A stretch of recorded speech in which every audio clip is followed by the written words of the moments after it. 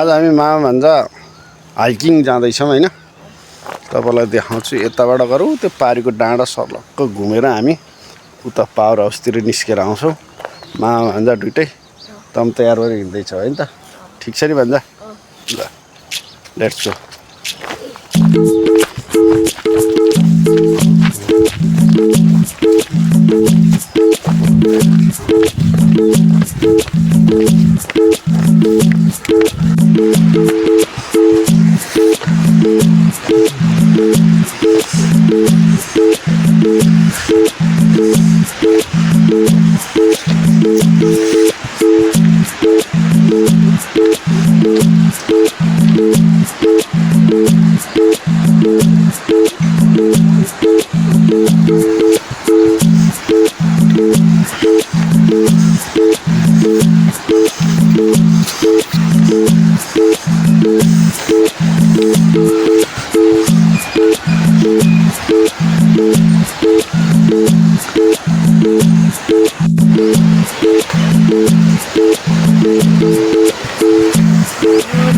अगाडि हिँड्दैछु म एक्लै।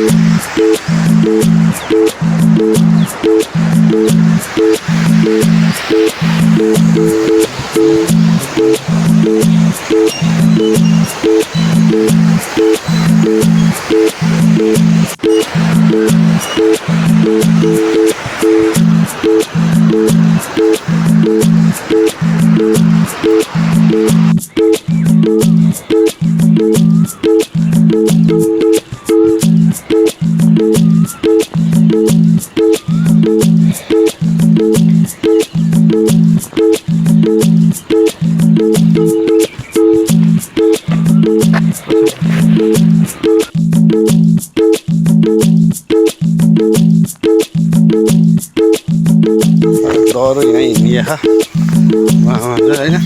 तर मौसमले पनि साथ दिएको कि नदिएको, सिम पानी परेको घाम लाग्यो होइन। यो गर्दाखेरि हामीलाई शीतलै भएको छ। तर ठुलो पानी परिदियो भने चाहिँ फेरि मामाभान्जालाई बिजोग छ।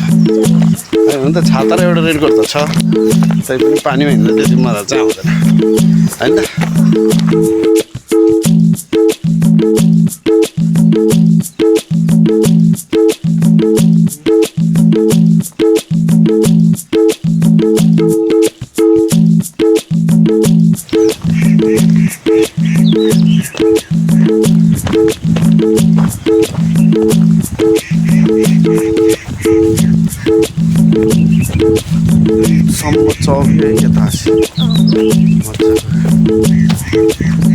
जस्ट हामी होटल सनसाइनको मुनि आइपुग्यौँ। भान्जा थकाइ लाएर बस्नु भएको। अब एकछिन रेस्ट गर्ने। होटल सनसाइन ठ्याक्कै यहाँ माथि पर्छ। यसमा स्विमिङ पुल सहित दामी रिजोर्ट छ। तर जति दामी भयो नि चल्न सकेको छैन।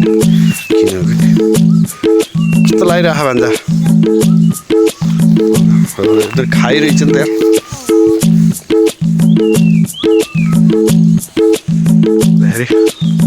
एउटा यस्तो मजाको घर देखियो यहाँ, मलाई मन पर्यो। आपको हो बेबी लिची चौतारी।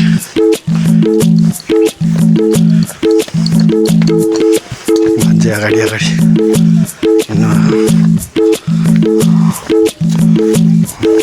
ल मेन बाटोमा जस्तो छ हामी। एकछिन यहाँ बस्ने।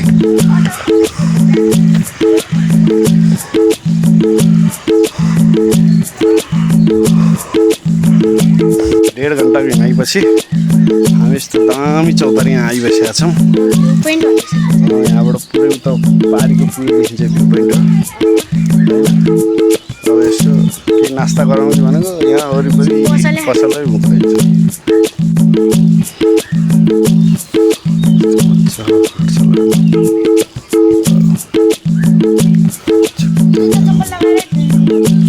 जुत्ता चप्पल लाएर चौतारीमा टेक्न मनाइ छ अरे। भान्जाले जुत्ता खोलेर गरेको पारीबाट आयो। Okay good. हामी लौरा वहाँबाट झरेर पुल तरेर त्यो सनसाइन होटल उतापट्टिबाट हिँड्दै गाउँ हुँदै आयो। यतापट्टि गएर उता पावर हाउस छ पावर हाउसतिरबाट हुनेछ विश्राम गर्दैछौँ हामी विश्राम मजाको चौतारी मुनि पिपलको चौतारी मुनि मस्त बसिरहेको छौँ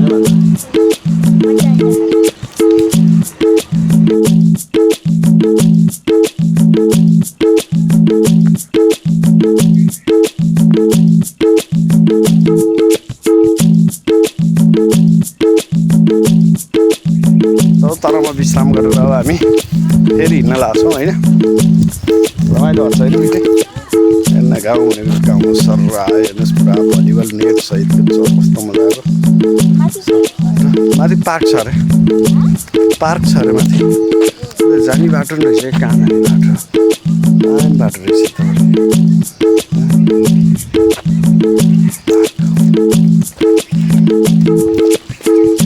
लेट्स गो भन्दा लेट्स गो मन्दिर बनिँदैछ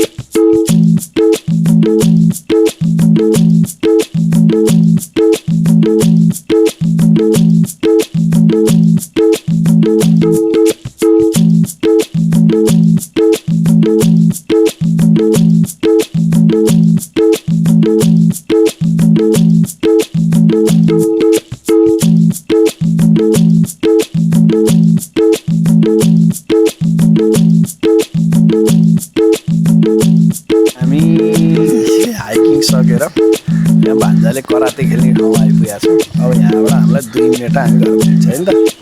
हामी 4 घन्टा हिँडिरहेको छ भान्जा, हामी 4 घन्टा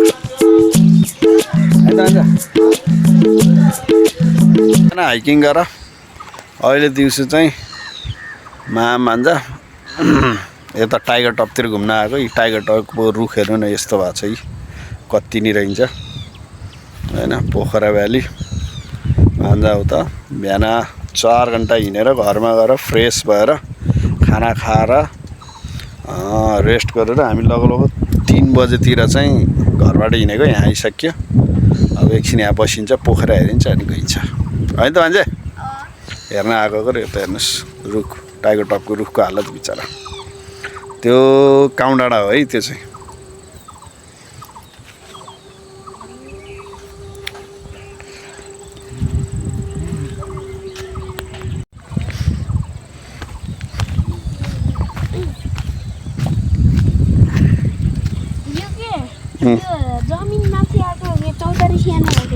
चौतारी सानो भएको होला नि यत्रै हो पहिलाको जस्तै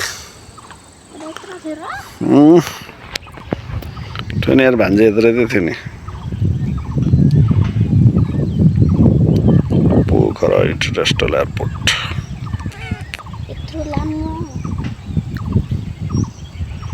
एउटा प्लेन बनाइन्छ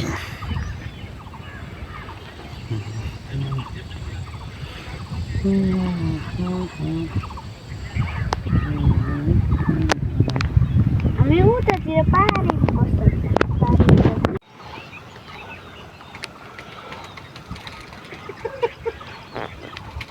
बस्छ यस्तै डर लाग्छ ए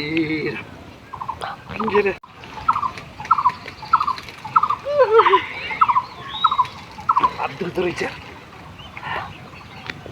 हात दुख्छ लाग्छ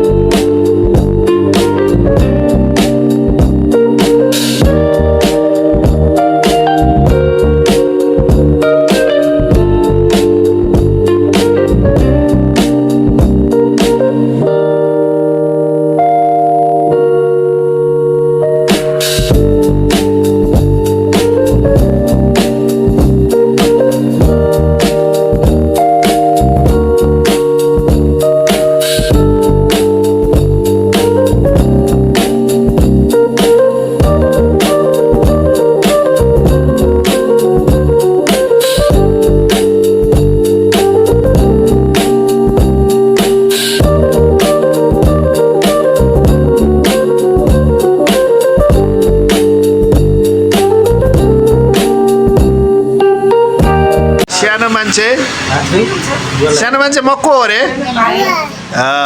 यो को हो रे यो दादाले के गरेको कक्का गरेको दादा कसको हातमा बसेछ आमाको आमाले के खानुभएको थियो अरे भन्दै के खानुभएको थियो आमाले बुवाले कसरी के भयो नि जी भयो नि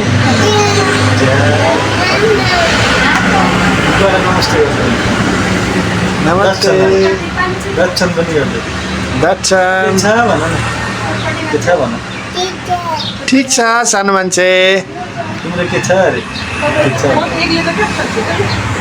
चुप्पो पनि गर्दैन गर्दैन ल फ्लाइङ किस दिन त मा गरिदिनु त ल हातले मा गरिदिनु त मलाई यता हेरेर भिडियो हेर्न भन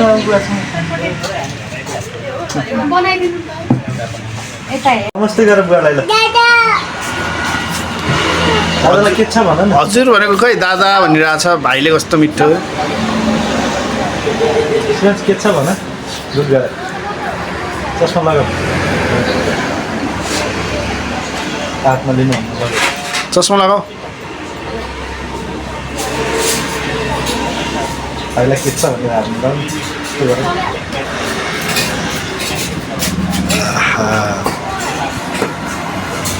बुवालाई नमस्ते गर्छु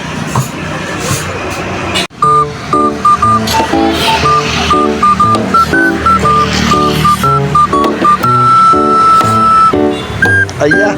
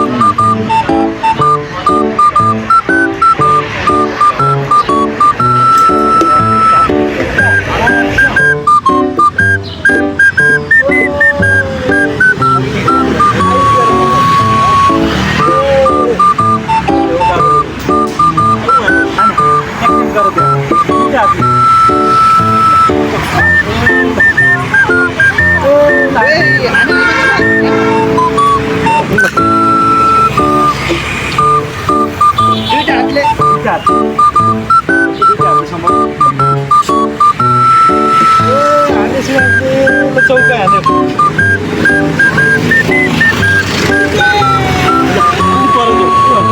यता बाबालाई हेर ल के भन्छ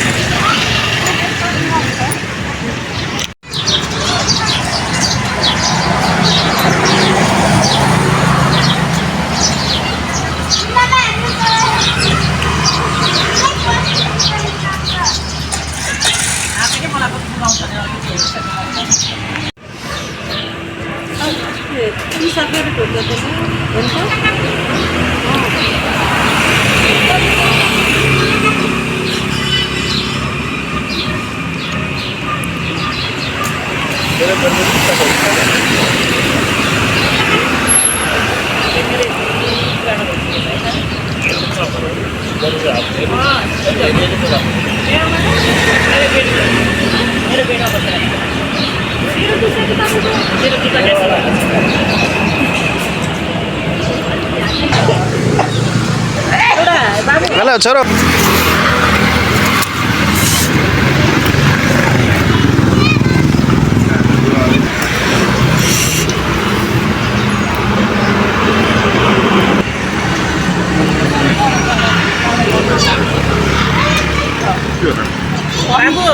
बाबु तिम्रो नाम के हो भन्देऊ त मामालाई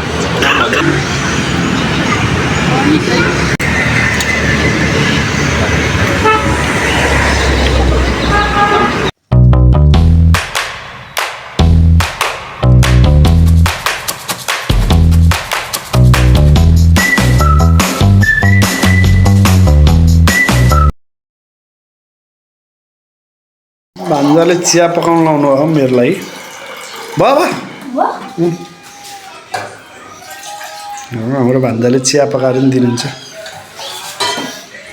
म मिटिङमा गएर आएँ भात पनि बसालेर भात पनि पाकिसकेछ तरकारी पकाउनु जिम्मा मेरो चिया बसाल्दै हुनुहुन्छ मामुलाई पनि चिया पकाएर दियो होइन मामुलाई पनि चिया पकाएर दियो यो त ब्रेकफास्ट ल्याएर राखिदिनु भएको छ मलाई होइन आधा खानुभएको छ आधा मलाई अनि यो त चिया पकाउँदै हुनुहुन्छ है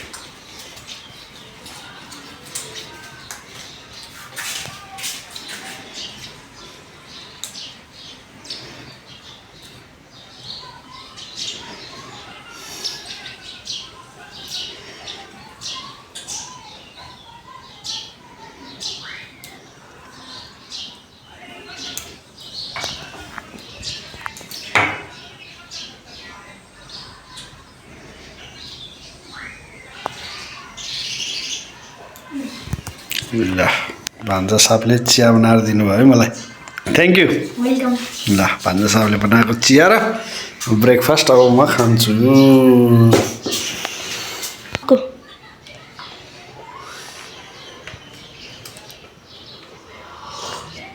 दामी भान्जाले बनाएको चिया अब पुरा डुनट सल्लाह बेड चम्पी हातिदिनु है मलाई भान्जाले डन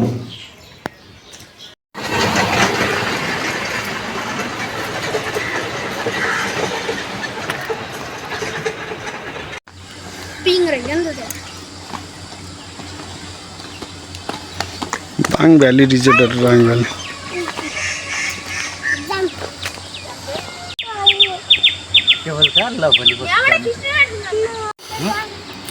भान्जे त्यो देखेको के हो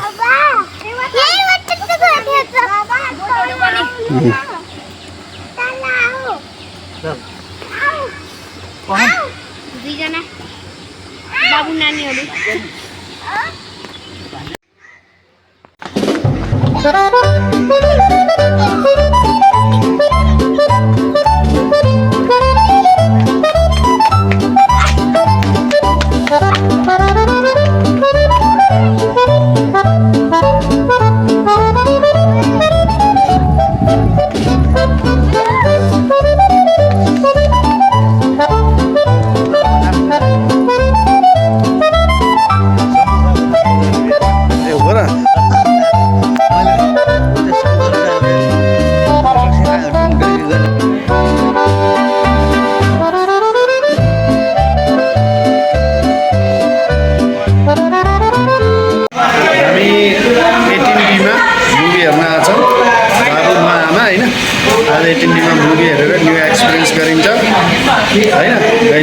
फर्स्ट टाइम एक्सपिरियन्स होइन त बेबी मेरो त पहिला नै अनुभव छ मेरो सेकेन्ड टाइम हो बाबु फर्स्ट टाइम आमाले पनि फर्स्ट टाइम है आज रमाइलो गरिन्छ